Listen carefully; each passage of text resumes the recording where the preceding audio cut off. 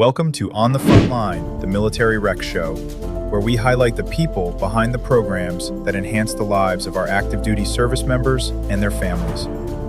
Hosted by John Pru, this show is for MWR professionals, service members, partner organizations, and anyone interested in the impact of military recreation. In this episode, we're joined by a unique father and son duo in the Navy MWR world. Tom Kubalewski Sr., Navy MWR Accreditation Program Manager, and Thomas Kubalewski Jr., MWR Director at Naval Station Rota, Spain.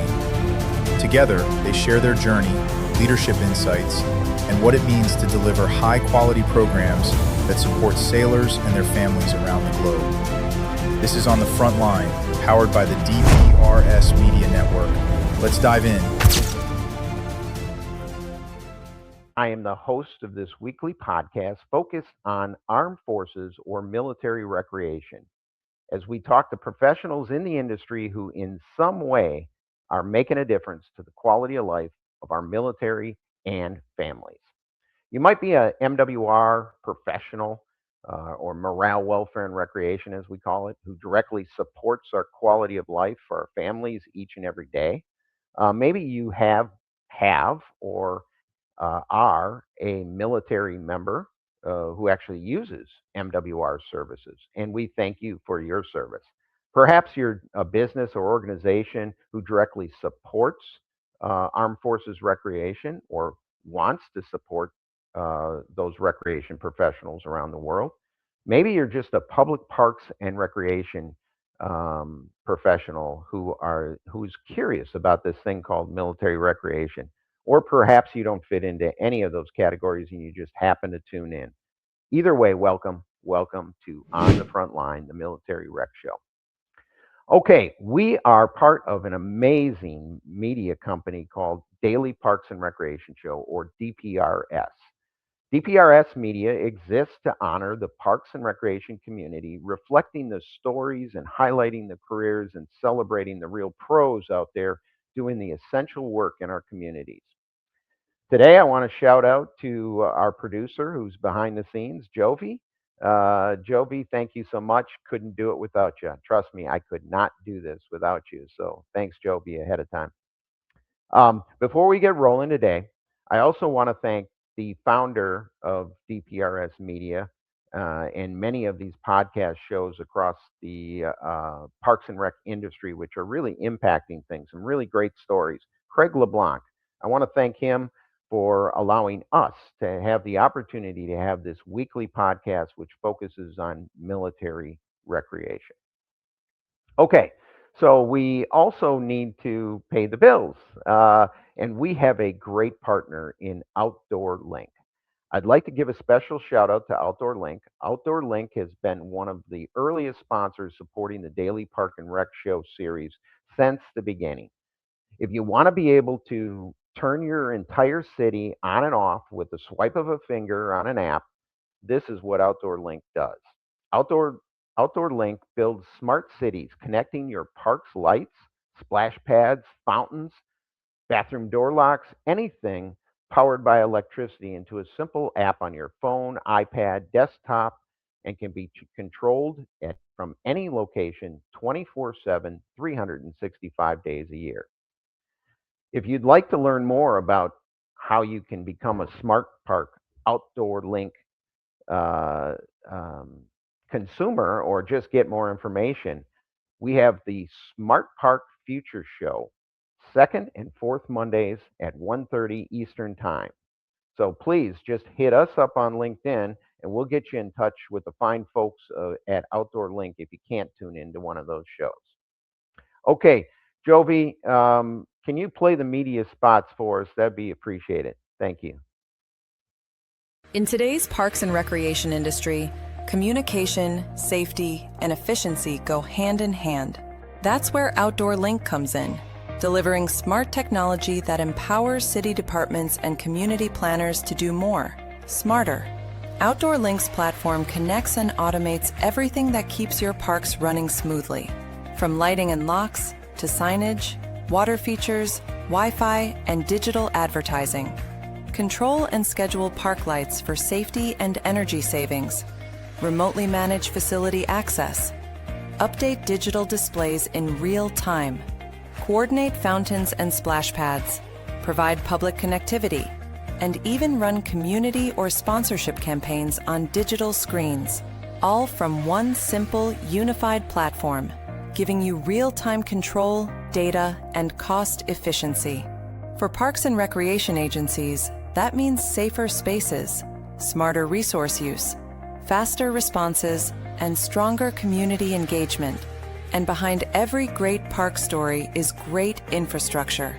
That's why Outdoor Link proudly supports DPRS Media Company, helping the daily Parks and Rec show amplify the voices of professionals shaping our communities every day.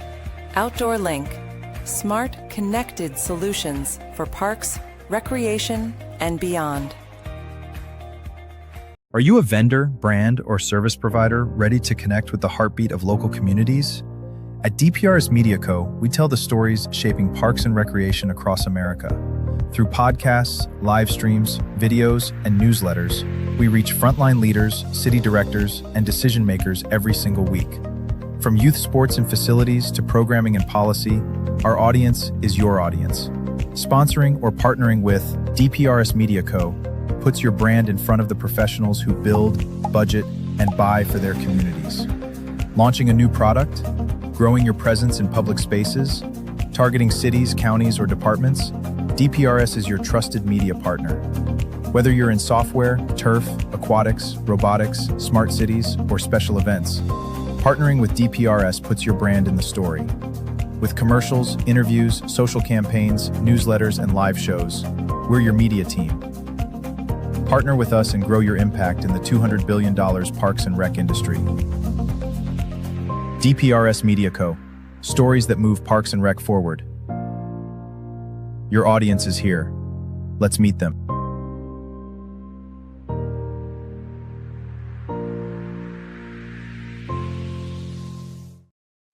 All right, we are back. Love those spots. Love kind of indicate exactly what's going on with DPRS Media.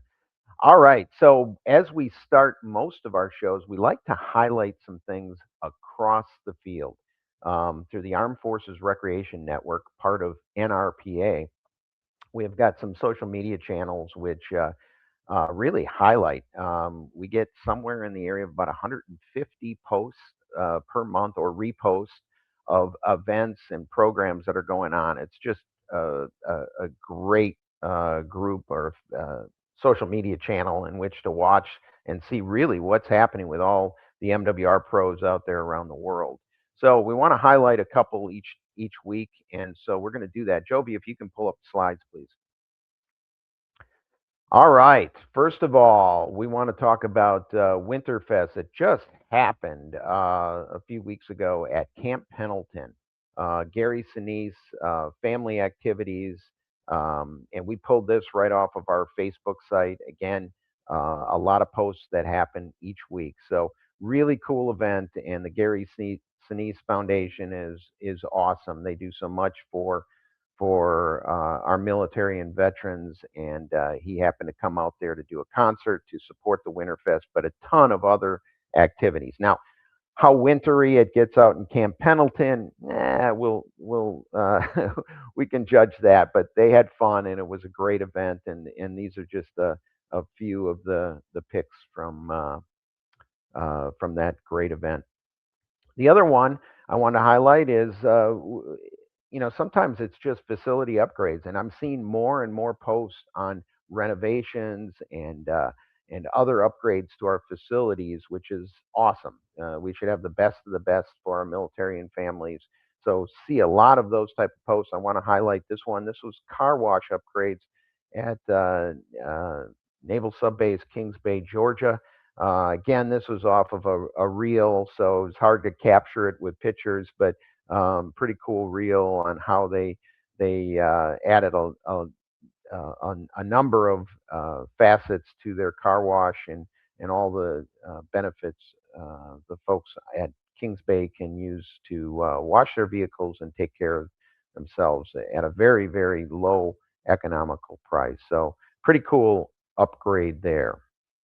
Okay, the other thing, and I've highlighted this in other shows, but I'm going to keep doing it because it's an awesome recognition. Joshua Scott from Fort Carson, he was selected for the under 30 program, and he is former active duty. He's a recreation assistant, doing really good things, working with their Warrior Adventure Quest. So, Joshua, congrats again, and I'm going to keep plugging you here throughout the month of February for your accomplishments. That's a big deal. So let's say congrats to Joshua for that. So, all right, Jovi, you can pull this down. All right, it is time to introduce our guest today, and I'm really excited about it. This is a family affair, or as we say, the family business. And I've known Tom Sr., Tom Kubalewski, for a number of years, but gotten to know him very well in the last pretty much 10 years of my career in the military, especially when I started working closely with Navy Region Southeast, and then of course with the accreditation program, which we're going to talk about. But Tom Kubalewski Sr. Is the Navy MWR accreditation program manager. Currently, he's had a number of other jobs, which we'll talk about as well. But that's what he's currently doing. And then also his son, who's also in the business. That's why we say it's in the family business. Thomas Kubalewski Jr., who is currently the MWR director at Naval Station Rota in Spain. And he's had quite the journey in MWR too. So a father-son situation in the MWR business. So I can't wait to jump into these conversations. But before we pull these guys up on screen, Jovi, can you bring the slide back up one more time? Okay, so there you go. There's a family picture. The young guy down here is Thomas Jr. and there's Tom with the, what is that, a Michelob hat? Oh, that's great. But that's off the coast of Naples, Italy. They Loretta, Tom's wife and Thomas's mother, was in the Navy for over 20 years. Matter of fact, Tom was in the Navy as well, but he's going to tell us about his career and the family journey as we set the stage here. So with that, Jovi, you can pull that down and bring the guys up on screen. All right, there they are, Kubalewski squared.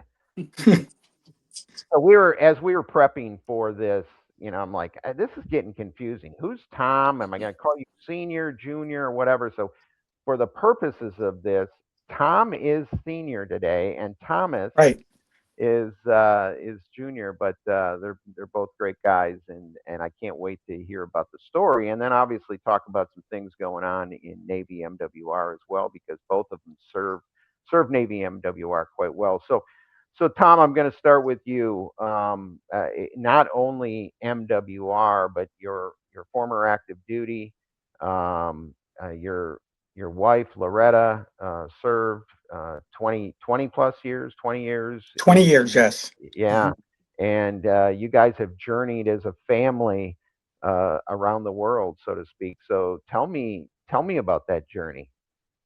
Thanks, John. I'm glad to be here. So it definitely is unique. The year was probably around 1977 when I joined the Navy. Went to Great Lakes, your area of expertise, for boot camp, and ended up in Yokosuka, Japan right away. Undesignated airman recruit, sent directly to the USS Midway, an aircraft carrier home ported in Yokosuka, Japan. So not a bad place to be for a young single guy. I was very blessed because my brother Jerry was also in the Navy, and he was actually on a ship in Yokosuka, Japan as well. So as soon as I got there, I had the opportunity to have family pretty close by. Fast forward a couple years on board the ship as a plane captain working on the flight deck, and I was working on a plane, and due to pilot error or whatever, I got injured. I had my left arm crushed. So after a series of surgeries and rehab and so forth, I ended up on shore duty for about 6 months in Yokosuka. And during that time, I was lucky enough to meet my bride of 46 years, Loretta. I was working in the barracks, the front desk of the barracks, as we normally did on Limdu. And she came walking in to the front door of the barracks, getting ready to check in, just arrived in country, originally from Pascagoula, Mississippi. So Yokosuka, Japan was a long way from her hometown. Fast forward again a few weeks, and got to talk to her, and we started dating. But unfortunately, that got interrupted because the Navy decided to send me back home to get out of the Navy on a medical discharge due to my arm injury. So that's what I did. Had to say goodbye to Loretta and my brother and his family, and flew back to San Diego, and then eventually to Chicago. Ended up turning around and flying right back to Japan, and asking Loretta to marry me. And from there, it's just been a whirlwind. Loretta decided to make the Navy a career. So while we were in Japan, a little time after we got married, about a year, our oldest son, Thomas's brother Terry, was born, and then the adventure, continued. We ended up at MacDill Air Force Base. Loretta got orders in a joint command working for U.S. CENTCOM. I had an opportunity to get some work in both locations, but from Tampa, Florida, MacDill Air Force Base, on to Naples, Italy. Loretta spent a tour with Com Sub Group 8 in Naples, Commander Submarine Group 8. And then from there, it was just a walk across the street for another tour with the Joint Forces, Allied Forces, Southern Europe. So another joint command, another NATO command. And by this time, she started specializing in joint services. So that would take her, after 10 years in Naples or so, that would take her on to Iceland, and another 3 years or so in Iceland, working again for Icelandic Defense Forces. Hold on. When did the illustrious Thomas come along here? Thomas came along during our 3-year tour in Tampa, Florida at MacDill. So in 1983, Thomas, our second young man, came to us. And so when we went overseas, Thomas was right around 2 years old, almost 2 years old. And so from age 2 to age 10 or so, he spent overseas.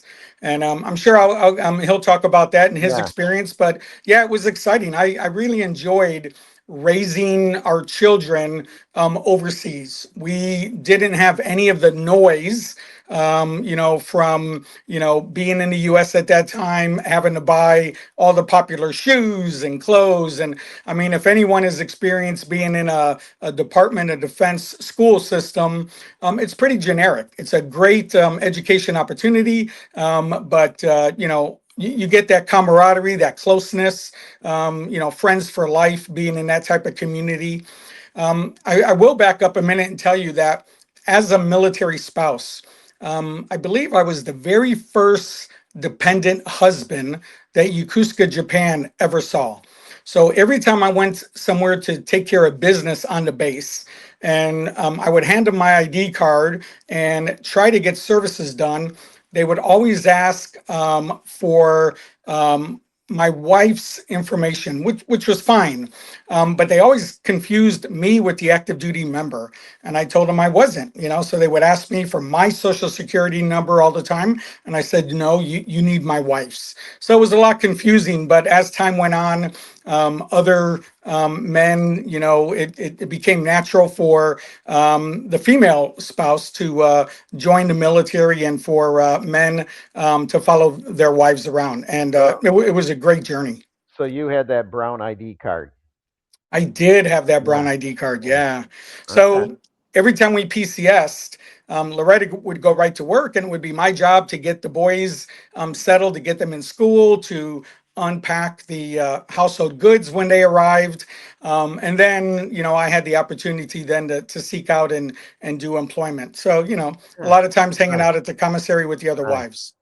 Nice. So before we turn it over to Thomas to get his experience, I, Jovi, can you pull up that picture again? Perfect. So tell me about this picture, Tom.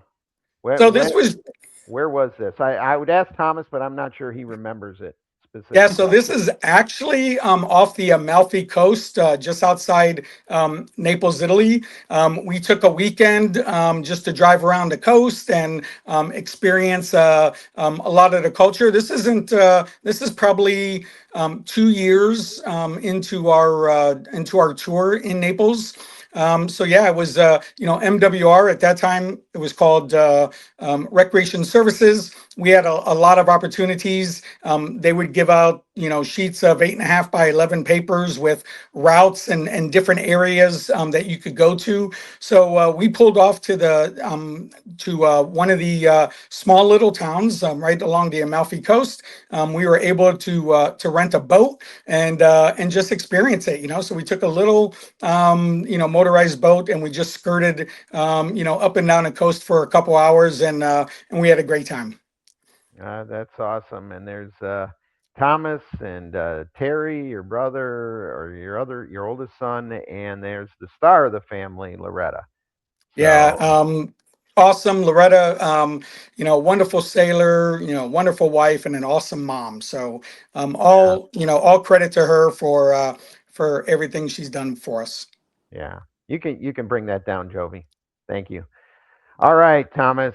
What was it like growing up in a military family and moving around to all these Yeah, cool well, first, locations? yeah, well, first of all, I want to know if Dad got Mom's approval to post that photo with those thick glasses of hers. Yeah, she didn't have much of a choice. I'm out of Yeah, this. I'm no. out of this.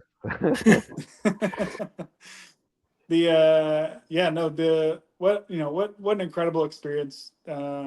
Super fortunate to be able to live some amazing places. I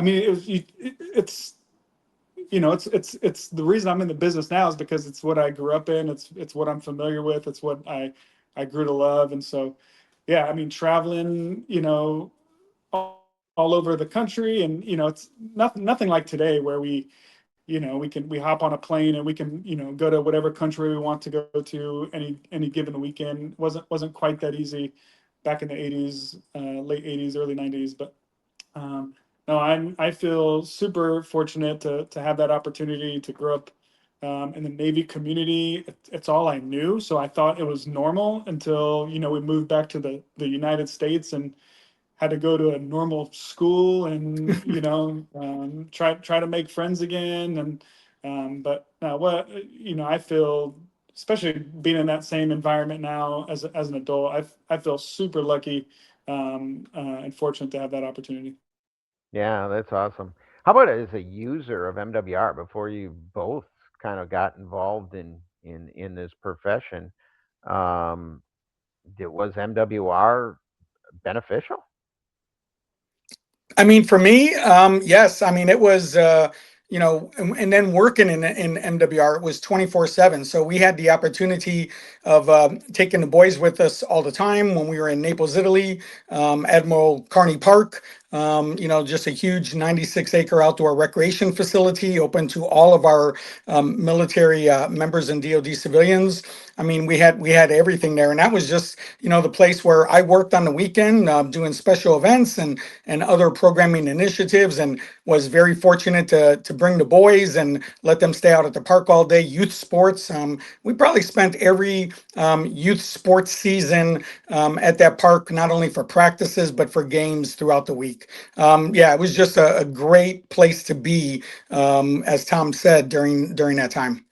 Yeah.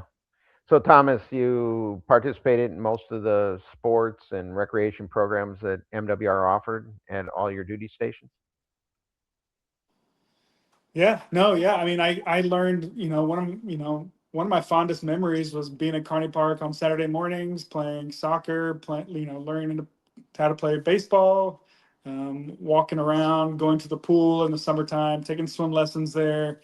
MWR programs, youth sports programs, even before and after school, summer camp, childcare programs are a large part of my 1 to 10 year old background. And so I've got such fond memories of of participating in MWR programs from a very young age. Yeah, yeah, sounds good. And we'll talk about your career, but you spent some time back in Italy as the MWR director as well. So that's awesome. And now in Spain, you guys served some time in Iceland, We did. Keflavik. So Correct. what was that like? Because I don't know that they had a huge Carney Park out there, and there's times of the year the sun doesn't come out. So what was that experience like? And Thomas, I want to start with you as a I don't know if you were a teenager by that point or So we preteen. moved we moved we moved to Iceland when I was 8. Okay. So you know the you learn to do a lot of indoor activities. Like you said, when winters are cold, dark, windy, you'd see trash dumpsters, moving down the street, being blown down the street. It's that windy. So, yeah, you learn to love all the indoor activities, the bowling, going to the doing whatever you can in the gymnasium, at certain ages. It's you really learn to appreciate being indoors. And then when it's summertime and it's 50 degrees outside, you think it's 90 degrees, and so Yeah. you're outside with your shirt off, and enjoying every ounce of daylight you can. Yeah, that's awesome. Um, well, let's turn the tables a little bit on let's talk about profession. As you alluded to, Tom, you got a job as a dependent spouse, and you started working for MWR. So walk us through a little bit of your professional MWR profession. How'd you get to where you are? You've got a pretty prestigious job right now, and you've held a number of other prestigious jobs prior to this. So how did it Yeah, all John, start? thanks.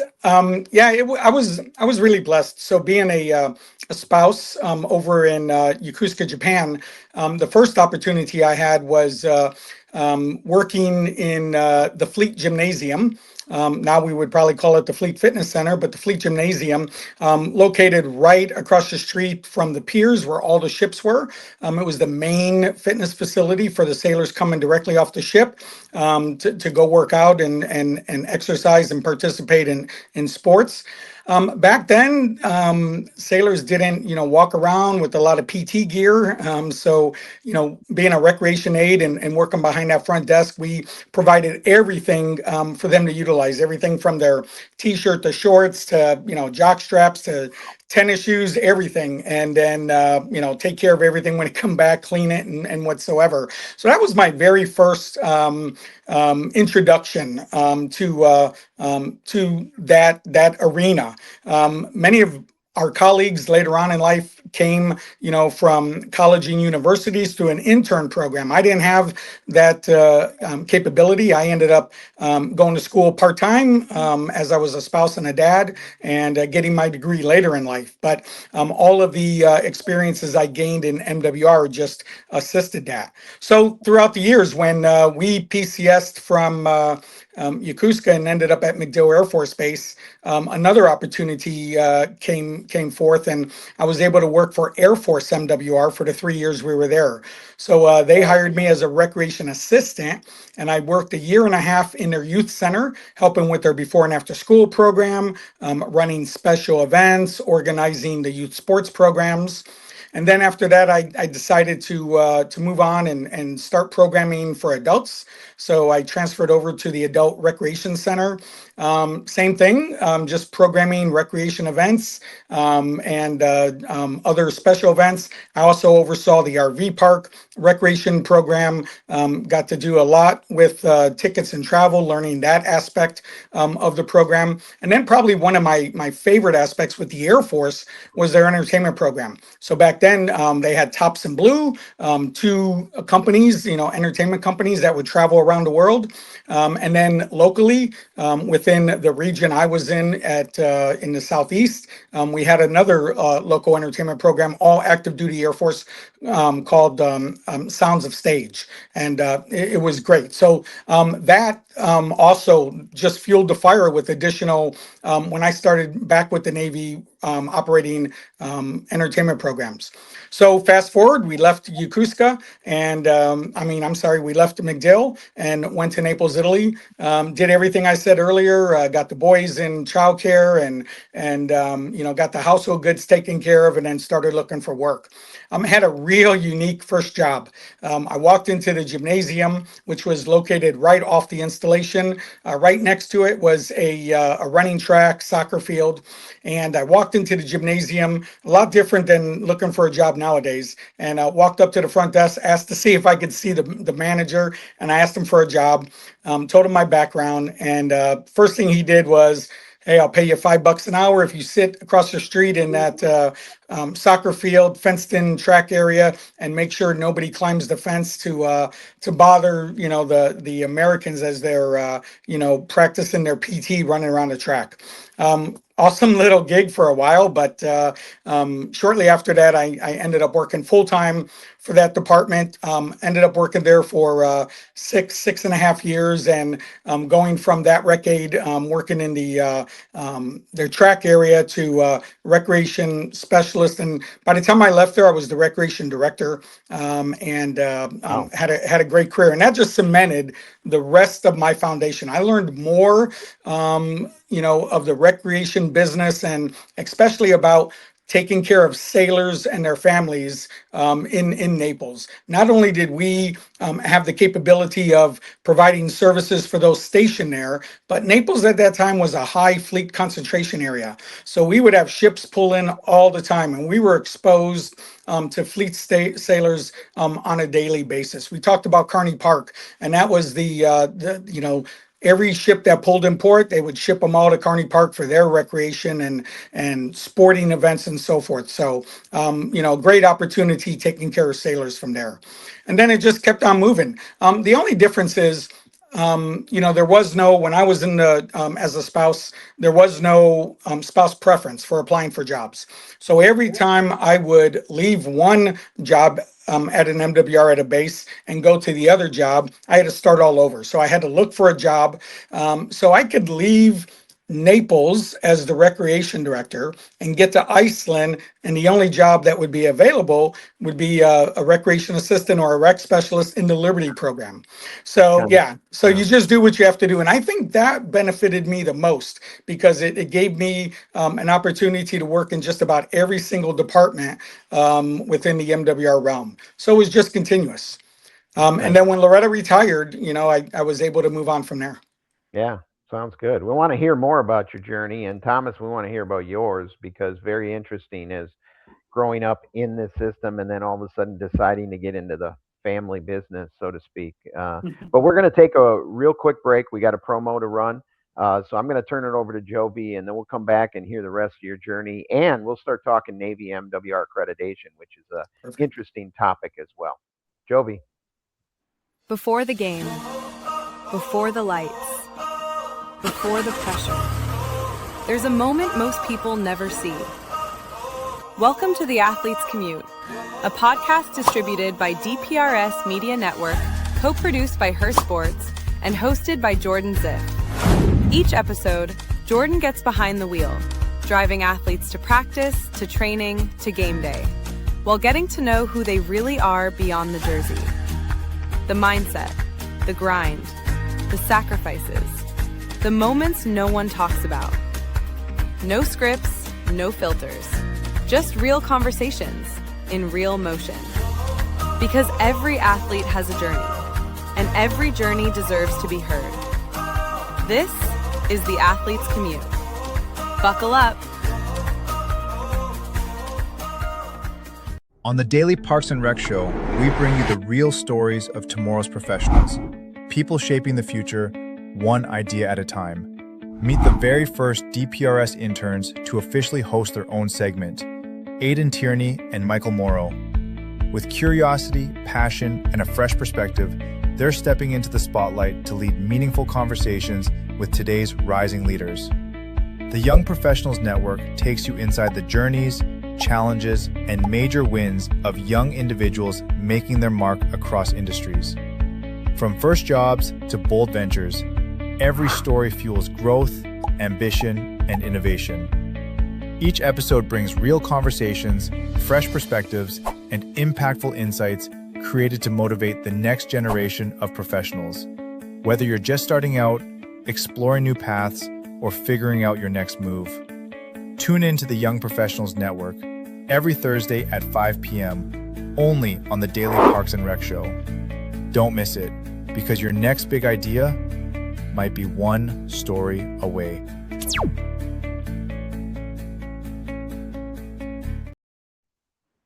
All right, we are back. Okay, so Tom, without hitting every single job you had, you have a couple key ones that I do want to mention, and then we want to get to Thomas. You worked at Navy Region in D.C. Yeah, Naval District, Washington. Naval District, Washington. Okay, so that was more of a senior position for you, correct? Yeah, it was.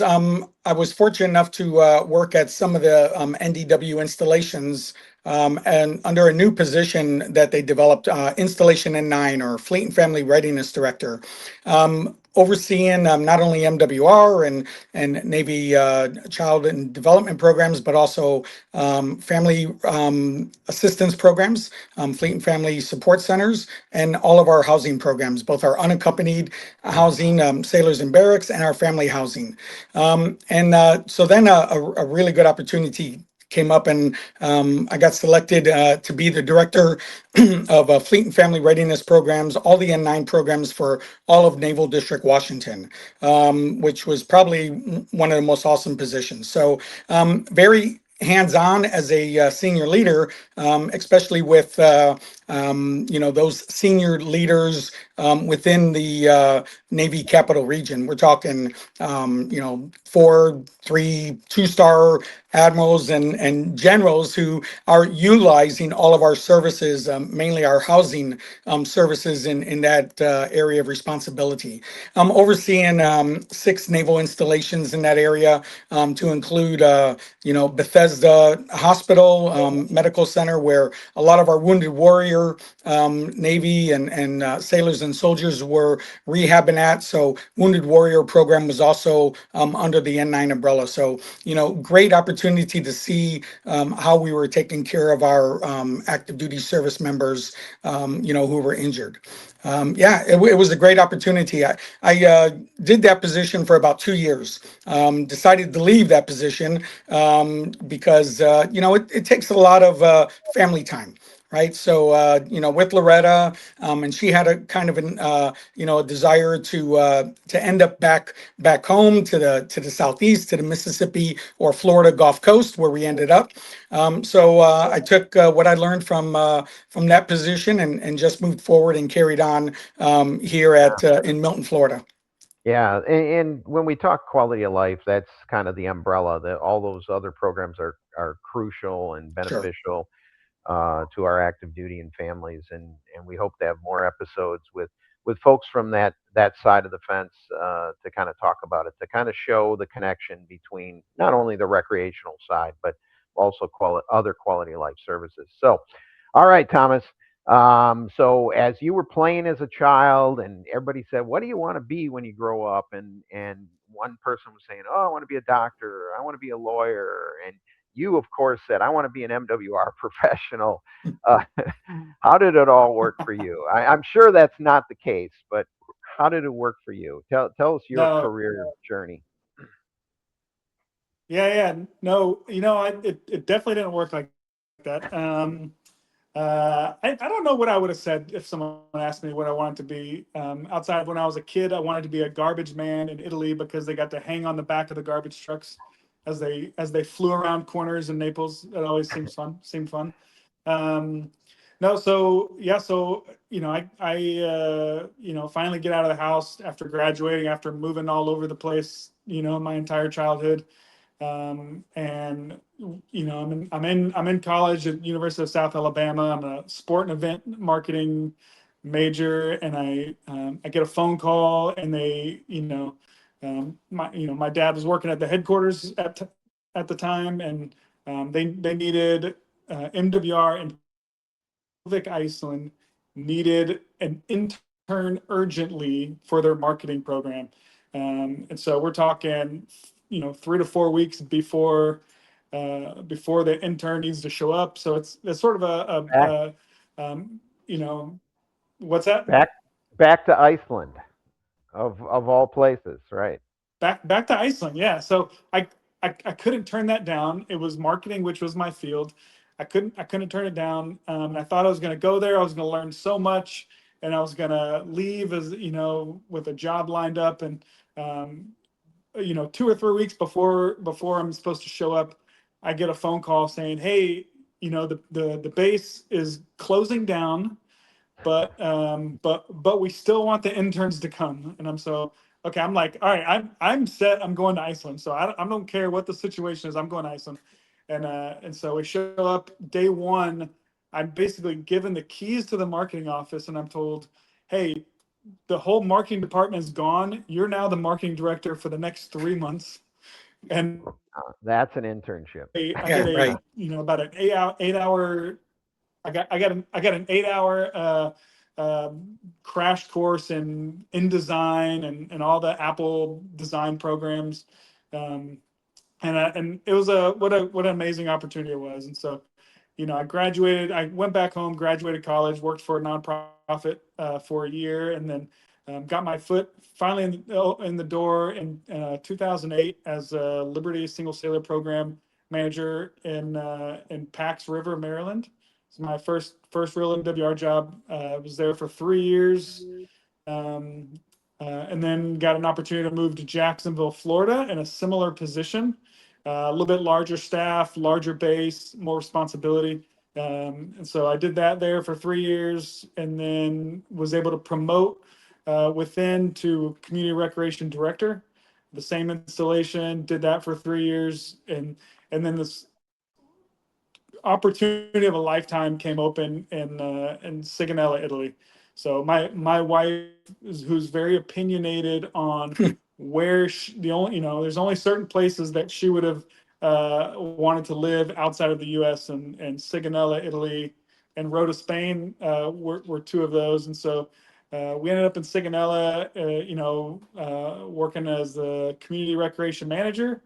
And from there, I mean, I was just super fortunate and blessed. I was in one position for a year, got promoted in that position for a year. Eventually, 3 years after moving to Sigonella, I'm now the MWR director, and I'm like, what just happened?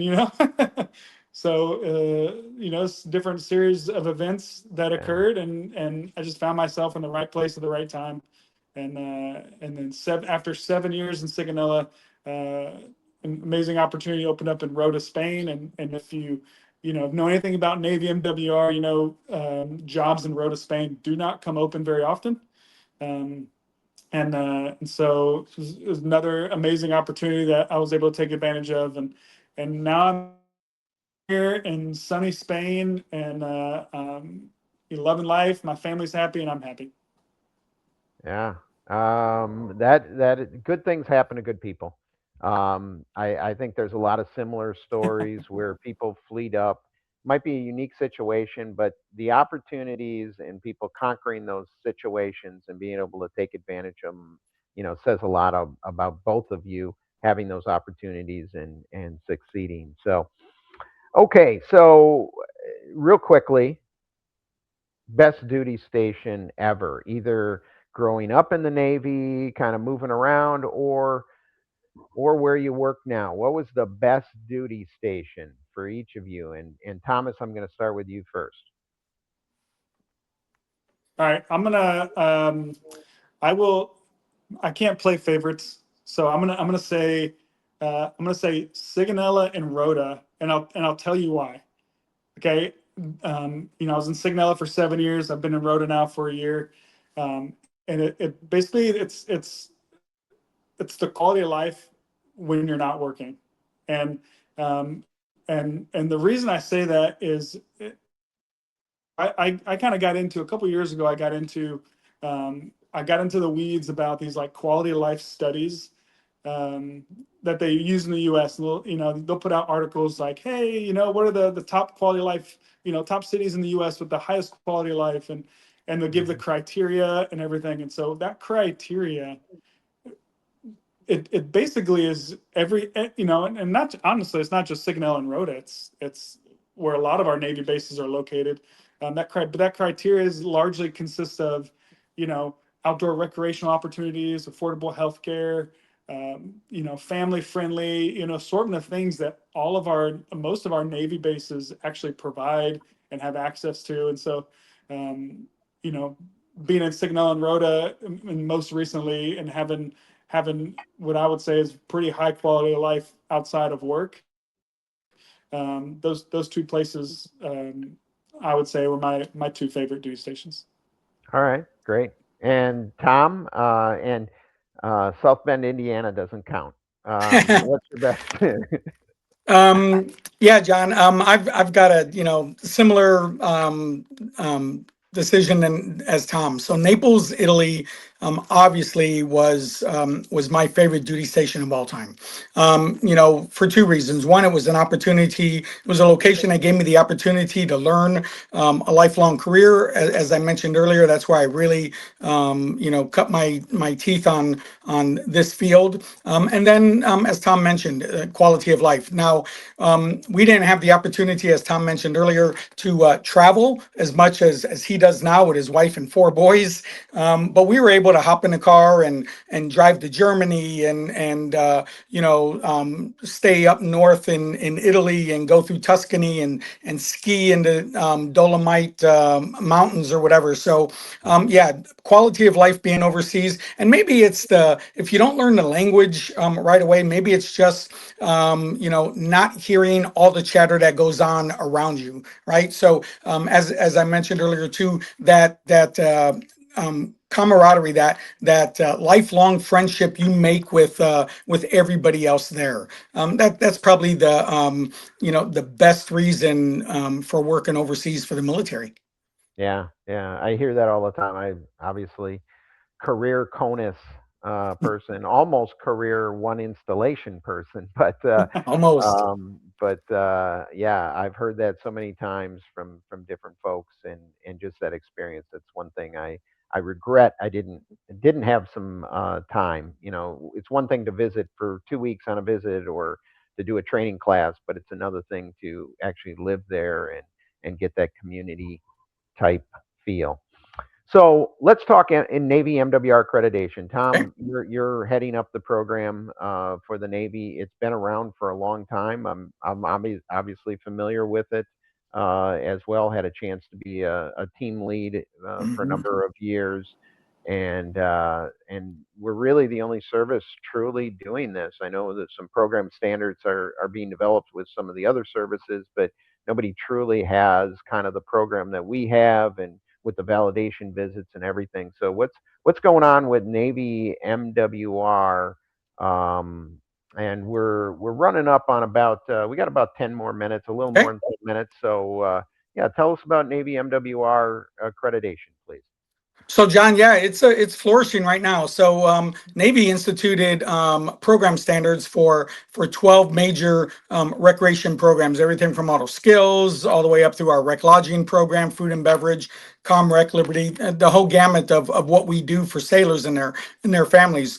But in 2010 is when we initiated the accreditation program, and the accreditation program is a way for us to measure how our installation MWR departments are delivering programs to sailors and their families in accordance with the program standards that were developed. So it allows us to go out to an installation, assess that aspect, those standards that an installation can meet, and then, allows us to see how valid that is and what the effect is to delivering the programs, as I mentioned, to sailors and their families. And it tells us a lot, right? It guides us to making informed decisions.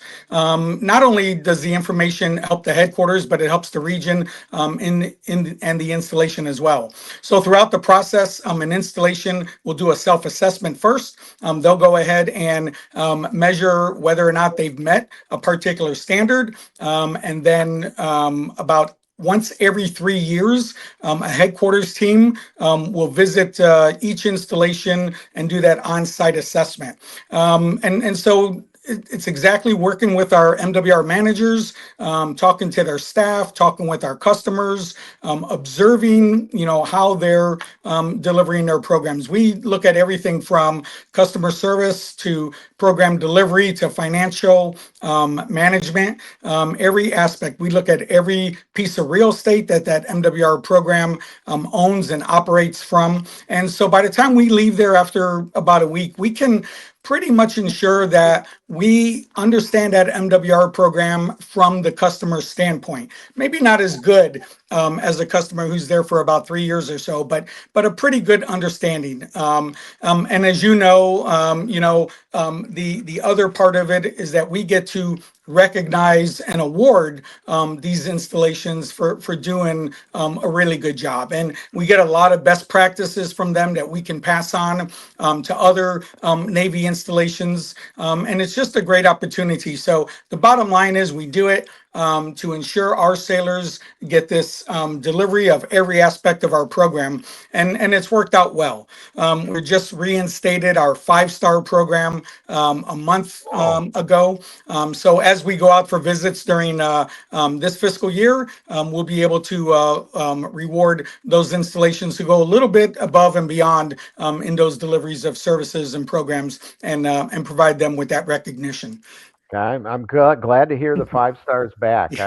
I wasn't a fan when we just neutralized it and said you're accredited or not. So obviously they got feedback from the field and made that decision. That's awesome. Yeah, we did. So yeah, it's it's a great opportunity, and one of the best aspects that I really brief to MWR directors is that it helps identify areas for improvement. So nobody likes to not get accredited, or not a lot of people like having things that they haven't been able to meet broadcasted, but it's not always an installation manager's fault for not being able to meet a standard. Somewhere along the chain of command between the installation all the way up to the headquarters, somebody made a decision where it affected that installation where they couldn't meet that standard. So it's my responsibility to bring that to light and try to help that installation get the resources to meet that standard. Yeah, there's a lot of pitfalls along the way, and it depends on the location, the region. the personnel, circumstances, sometimes even military leadership at that Yep. particular location. So Funding, money, the whole good. bit. Yep, yep. So Thomas, you're an MWR director at a major installation. You have a keen insight because of your father on the accreditation program. But tell me from your standpoint, because it really does start with the installation and the emphasis they put on following these standards. Last time I don't know if you have this number off the top of your head, Tom, but I remember I used to try to count up all of the different standards from all of the different business lines, and it was like crazy. It was well over 3,000, I think, program So standards. they've been redefined a little bit, but right now there's 2,135 program standards There you go. established. Great Um, metric. yeah, And so and it's if you have all 12 business lines, you got to follow that many standards. So as an exactly. MWR director, how do you what's your take on the accreditation program, and how do you fuel your team in terms of getting ready? And again, as your dad mentioned, you only get visited once every 3 years, but you're doing a self-assessment every year. And I don't know if your region actually comes out and does stuff in the off years or not, but it's you got to live it. You can't just all of a sudden start it up every 3 years and do it. So tell us about that, Yeah. Thomas. Yeah. I mean, first of all, it's my perspective on the accreditation, especially the site visit portion, is that's like finally our opportunity to show off what we do. And I'm proud of our MWR program. And so I welcome DVs, I welcome visitors, MWR leadership. We want to show off what we're doing here in Rota, Spain, or wherever else I'm at. So yeah, it's an opportunity, and we've got our managers, our division heads. They are true professionals that come to work every day that want to make a difference in the lives of sailors and their families. So it can be a little bit intimidating when someone's got a looking at your program with a magnifying glass. Make sure you're doing what you're supposed to be doing, but at the end of the day, we're proud of what we do. And so like you said, turn on just in a accreditation visits year. It's something that we always need to be talking about, need to be looking at standards, making sure we're meeting them. If we're not meeting them, why, and what do we need to do to make sure we're meeting those? And so telling our story, making sure our customers are happy. I love the emphasis in recent years on customer satisfaction. If our customers have feedback, our patrons have feedback, what are we doing?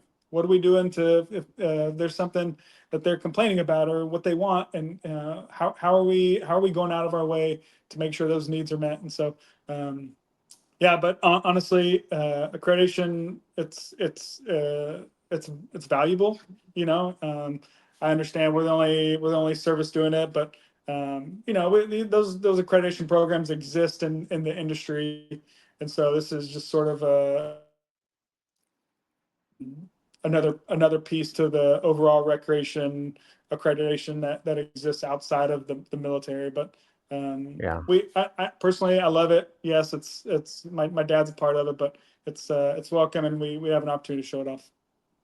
Yeah, and as you guys know, I'm involved with NRPA, and I also think for some of and you're bringing back the 5-star, Tom, Correct. for our 5 stars, and I'm I guess I can freely say this now. I really think the consideration for Capra is an idea. I know the Army's I pretty agree. much you know, Kings Bay has done some stuff with the Navy, but for the most part, Army is about the only one, and there's only a handful of them out there. But you'd be surprised if you read through the new revised Capra standards, how most of the things we're looking at, kind of, sorta, check the box for most of Capra, and to me, that's where I think the 5 stars should go next. Again, personal opinion, editorial here, but No, that's you're right, John, and as well as having those installations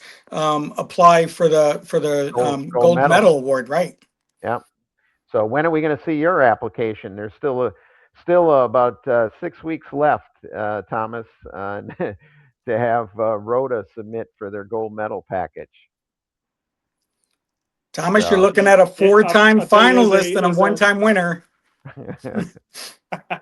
I'm one for one. We're having those conversations. Nice. We're having those conversations. It's definitely something we are interested in doing. And we gotta sell it to the rest of the team because we know it takes a lot of work to buy in. And but it's I'd be proud submit a package and get nominated or win gold medal award one day. Yeah. So we won't let your dad listen, but if there was one program standard out of one of those 12 business lines, or maybe it's a similar standard that's in all of them, is there one standard you'd like completely revised or just thrown out? I know this is kind of off the top of your head here, but and if there isn't, that's okay too. I'm no, there's definitely no. I don't like the standards where you need we have them in library, we have them in liberty, we have them in fitness, which makes a little bit more sense. But standards require more than one person to be in the facility at all times, and so it's not always feasible to have 2 people in the library at all times, 2 people in the liberty center at all times, even in the fitness center, especially when there's restrictions on hiring, which we've seen a lot in the last year, for sure. But that would be the one that I would remove. I see where it makes sense sometimes, especially in the fitness world, but even in the fitness center, now that we're unmanned 24/7, why I need to require 2 people there, 2 people to be on site the entire time. So sorry, Dad. No. No. And that's a good one. We've heard that before. Yep, So sure. the retort to Tom Sr. here, what would you say to that? So I'm not going to disagree with him on that. I will say, though, that this year we are starting to take a deep dive to review and either change and add new standards or best practices attributed to standards. So we have a new initiative in our fitness program called Human Optimization Program, basically where the Navy MWR fitness program is taking over the overall Navy fitness program for sailors. So when those standards are finished being developed and when they're getting ready to be implemented, that'll be our opportunity to take a deep dive into all the other 11 programs and refine their standards and push those back out. And we won't do that behind a curtain. We won't do that in a bubble. We'll do that with people like Thomas and other directors and professionals throughout the enterprise to get their feedback as well. So that'll be a great opportunity that I'm looking forward to. Yeah, awesome. And that's where we're going with fitness is so exciting. It is. Definitely a brand new direction and probably the right direction to go as well. The focus on that active duty military and that whole human performance model that's out there to follow that. So last thing I have for you guys to wrap up. Single proudest moment as an MWR professional. So, Thomas, I'm going to start with you first. You had a little shorter career. So, Yeah, this is an what's your easy one proudest for moment? me. Okay. So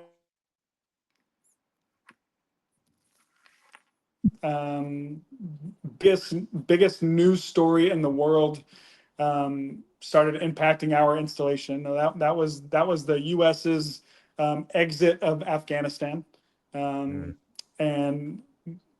as a part of that, pulling out a lot of our Afghan allies, and so as a member of the incident management team in Sigonella, we get pulled into some meetings, and we're basically told, hey, we need to be ready to host hundreds, maybe thousands of Afghan refugees in a matter of days.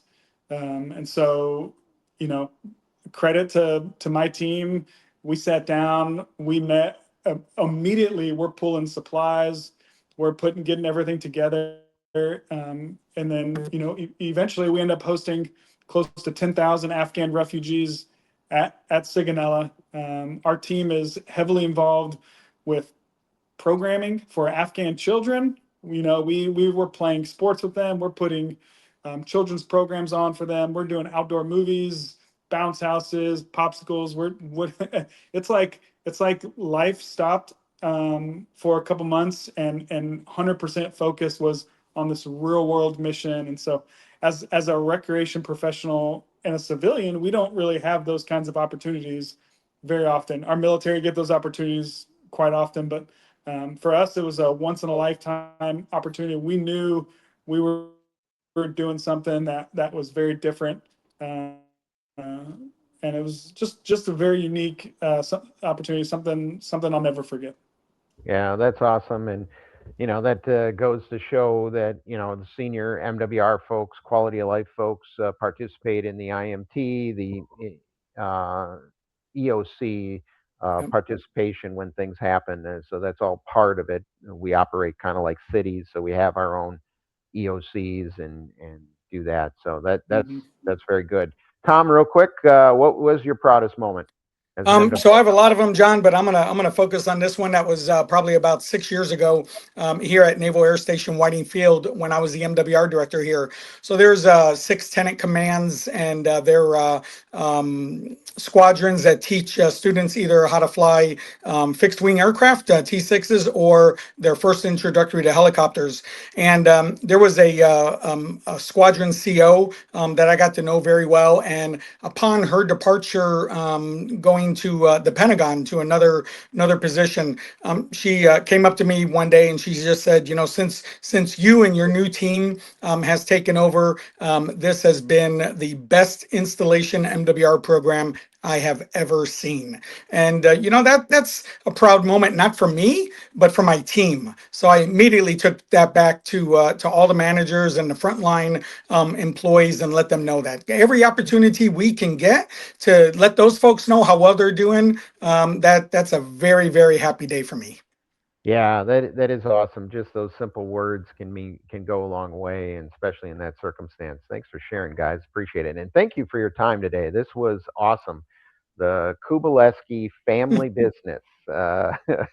It's awesome to hear the story from being active duty and active duty family users of MWR to MWR professionals, father and son. That is so cool. So thank you again, guys. Appreciate it.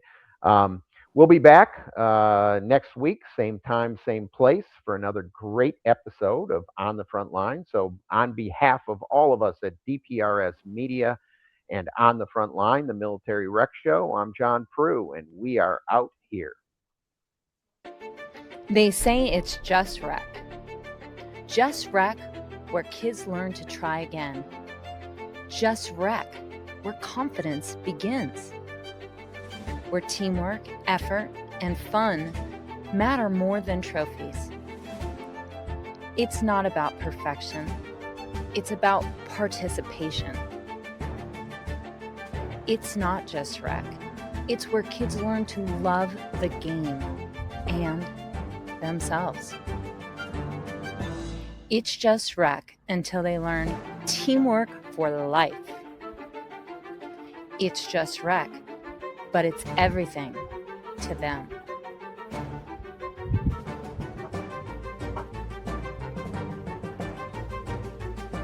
It's more than rec.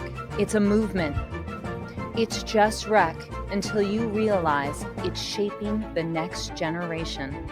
Together, we're not just running programs, we're building a culture of confidence, connection, and community. Join us.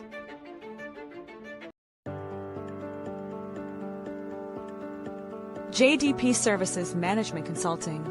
supporting parks and recreation and the essential service they provide. Communities benefit greatly from having dedicated advocates who champion the value of play in open spaces. Such advocacy ensures that recreational areas are prioritized and managed in ways that enhance the overall quality of life for everyone. We are dedicated to fortifying public park and recreation agencies and other related organizations by taking a practical, engaged approach to consulting and training, addressing immediate needs while equipping clients with lasting insight and tools to strengthen their organizations for long-term success. JDP Services, Management Consulting, meeting needs and exceeding expectations. It didn't start with a studio, or a big budget, or a perfect plan. It started with belief. Belief that stories matter. Belief that voices deserve to be heard. Belief that community is powerful. What began as a single conversation has grown into something far bigger than us. Today we pause, we reflect, and we say thank you. To our guests, thank you for showing up, for being honest, for trusting us with your stories and letting the world hear them. To our partners and sponsors, thank you for standing with us when the vision was still taking shape. Your belief gave this network its foundation. And to our audience, the ones who listened, who watched, who shared, who believed. You didn't just support DPRS Media Network, you built it. This past year changed everything. We grew our shows, we raised our standards, we reached new communities, and we told stories that needed to be told. From parks and recreation, to sports, youth, technology, and culture. We learned something important. Growth isn't about numbers, it's about impact. As we grow, our mission becomes clear. Our mission is to create media that matters, media that educates, media that inspires, media that connects people through honest, human storytelling, to spotlight the people, the programs, and the ideas shaping parks, recreation, sports, and the future of our shared spaces. And our vision is bold. We envision a media network that doesn't just document the world, but helps shape it, where local voices spark global change, where communities see themselves reflected, and where media is a force for good. The future ahead is bigger than any single episode. More voices, more stories, more collaboration, live events, original films, deeper conversations, and a growing community united by purpose. From episode 1 to episode 400, thank you for believing when it was hard. Thank you for staying when it was uncertain. And thank you for walking this journey with us. This is DPRS Media Network, built by community, driven by purpose, powered by stories. And we're just getting started.